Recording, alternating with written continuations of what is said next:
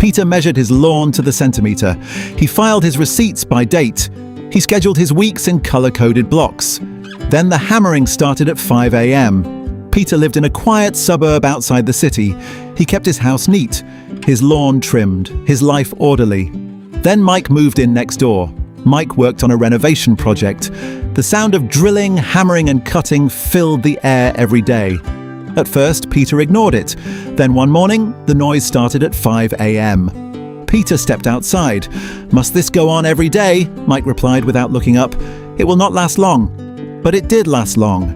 Days became weeks. The noise grew louder. Peter began losing sleep. His work suffered. His patience faded.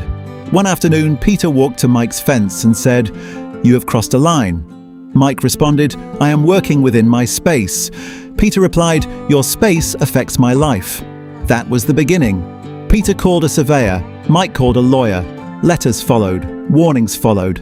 Anger followed. What started as noise became a wall between them. One evening, a storm moved through. Heavy wind, hard rain. A branch from Peter's tree broke loose and fell onto Mike's fence.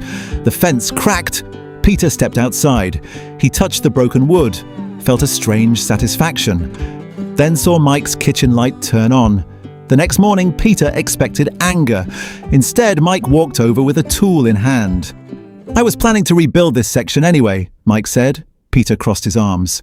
"After everything, you still want to fix it?"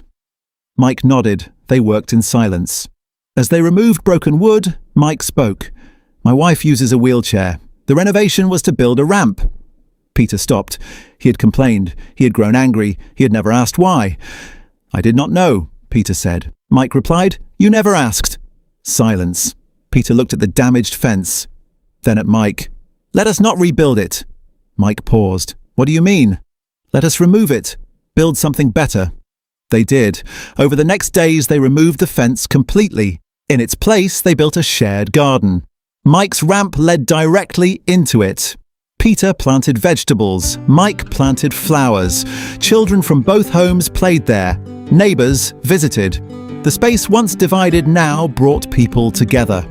One evening, Peter stood in the garden and said, "I spent so much time protecting my space, I forgot to understand yours." Mike replied, "And I spent so much time building, I forgot to communicate." They laughed. Lesson? Peter's grandmother had told him a story. Two brothers inherited land. They built a wall so high they forgot they were family. Only when the wall crumbled did they remember.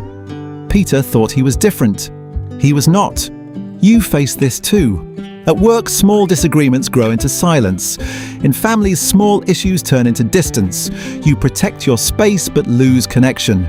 You assume intent instead of asking questions. Next time conflict comes, ask before you assume. Listen before you react. Understand before you judge. One conversation can remove a wall.